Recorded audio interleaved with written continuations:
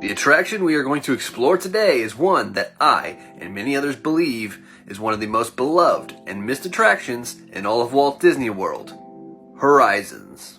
Site preparation for Horizons began on August 5th, 1981, with construction beginning in January of 1982.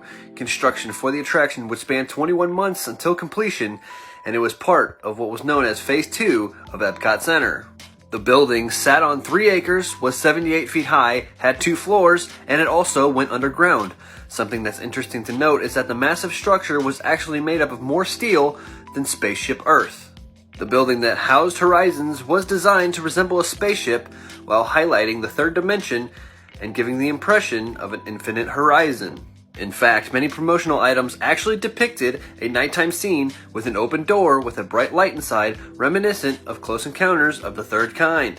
But why wasn't Horizons ready for EPCOT Center's opening in October 1982? Well, it was partially because of all the changes it went through, starting with the name of the pavilion and attraction itself. The pavilion was originally going to be called Century 3, which signified the United States entering its third century as its own nation. Imagineers and executives from General Electric, the company that originally sponsored the attraction, soon realized that the attraction, as well as EPCOT itself, was not just for Americans, so the name was changed to Future Probe. However, that name was also quickly dismissed as it seemed to have too much of a medical connotation. The original concept for the attraction came from Reginald Jones, the then CEO of General Electric, and Jack Welch, the future CEO of General Electric. The concept was to focus on Thomas Edison and his body of work, along with the origin of General Electric. That concept was changed to focus on the future of America, a theme that changed yet again to respect that EPCOT was to appeal to a global audience. It was also proposed that Horizons would be the sequel to Carousel of Progress, located in Tomorrowland at the Magic Kingdom. As the Carousel of Progress followed the changes in lifestyle that a family faced as they lived through the 20th century, Horizons continued their story, showing how they might live in the 21st century.